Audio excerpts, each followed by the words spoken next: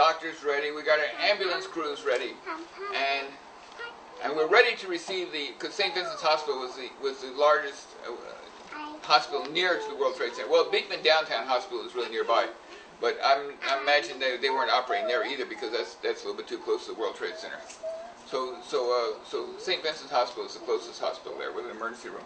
So they said we're just waiting. There's a little lull there. They haven't brought in any bodies yet, any injured people yet from the World Trade Center, but they will be coming soon, they said. And I was going to call them up and say, by the way, they're not going to be bringing any. There will be no ambulances, no injured people will be brought in.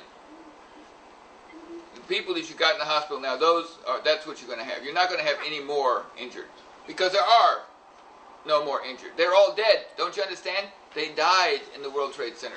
Those people are no longer alive. Anybody still in that building is dead. There is no way, with the smoke, the fumes, the heat. You know, it was about 1,000 degrees heat in some places in that building. Even weeks later, it was still 1,000 degrees heat. There was just no way that anybody could be trapped in there and survive. By the way, I keep hearing stories, people saying that somebody was pulled out alive at the World Trade Center a day or two later. I think those are all hoaxes. I don't think anybody was actually pulled out alive after I was there. And you can tell why I was there like 5 p.m. on 9/11. Oh, by the way, here's another pet peeve of mine. I'll tell you another pet peeve of mine. I had to be a good, close, personal friend of Bobby Fischer. I call him Booby, actually. The nickname, I guess Bernard Zuckerman gave him, but he's generally known as Bobby Fischer. He went on TV apparently on radio. Apparently before, right immediately after the World Trade Center was hit, before it fell down. You can tell from his remarks and some other remarks that the World Trade Center had not fallen down. Apparently a TV interviewer called him up on the phone, caught him off guard. He was over in Japan. I doubt if he knew anything about it, and told him, oh, the World Trade Center has been hit, and so on, by an airplane, by a terrorist attack. And he said, oh, it's good. America's got what is coming to him. Well, he's been widely condemned for that statement.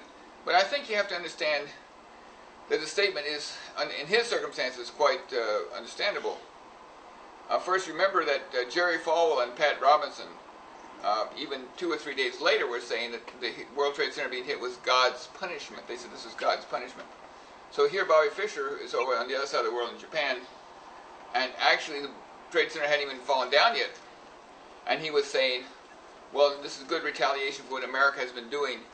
But he does have a point that America is backing, certain ethnic groups who are killing certain members of certain other ethnic groups. I won't say what the ethnic groups are. I'm not getting into any kind of race. I don't support, these sort of racist diatribes.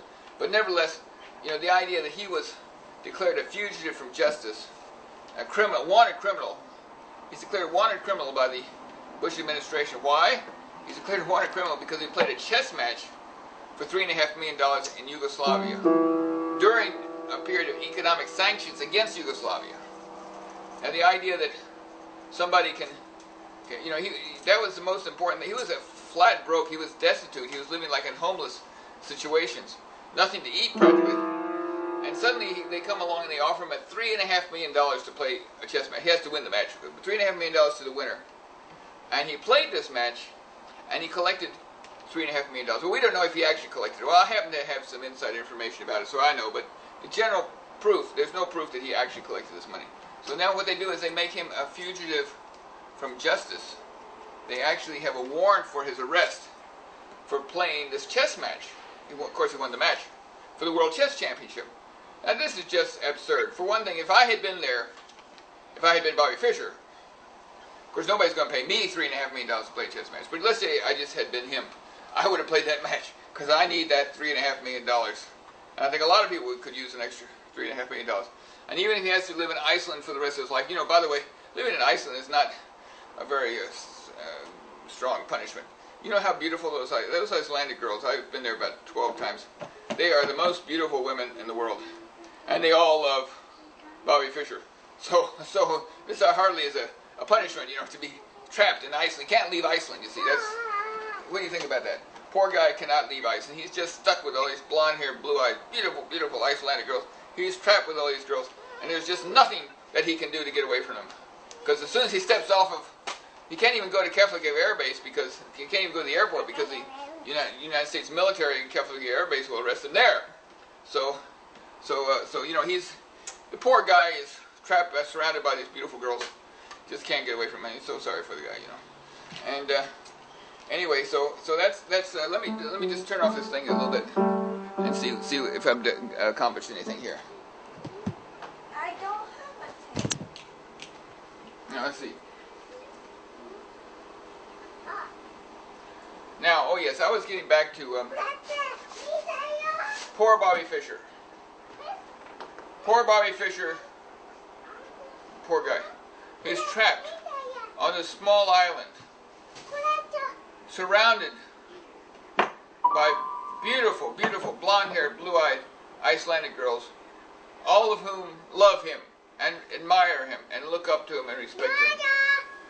And the poor guy can't leave the island. He's trapped there for the rest of his life or until they have an election and vote the Republicans out of power. He's trapped there. Can't leave the island. Can't get away from all these beautiful girls. This is just terrible. Such a sad situation. Now, oh yeah, I want to mention about getting back to the original thing I started talking about was our newest media sensation, Miss Teen South Carolina. Why? Because I want you to look at her, because I know you've seen her, because she's been on YouTube 13 million times the last I checked. Like another million every few hours. Oh, baby, she's kind of a ham. She likes to be on TV. Now look at Miss South Carolina when she goes up to the answer the question. Watch how she stands. She stands like this, kind of. Maybe you can see. She's sort of sticking her chest out. She's got a big smile on her face, very big smile, and she's got her chest stuck out. Now we all know why she's got her chest stuck out.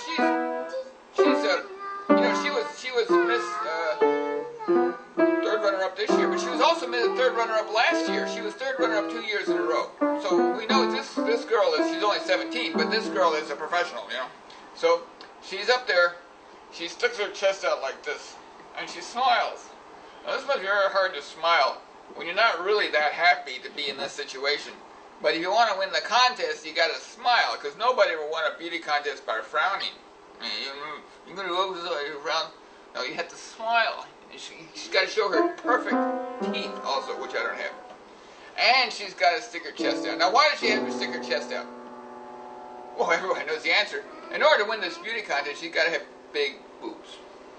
Now, in this particular case, she doesn't really have big boobs. She has nice boobs. And respectable looking boobs, but not really, gigantically huge boobs. But she's got to show at least, make it look like she got a little bit more than what she has. So she sticks her chest out. Stands there with her chest out. And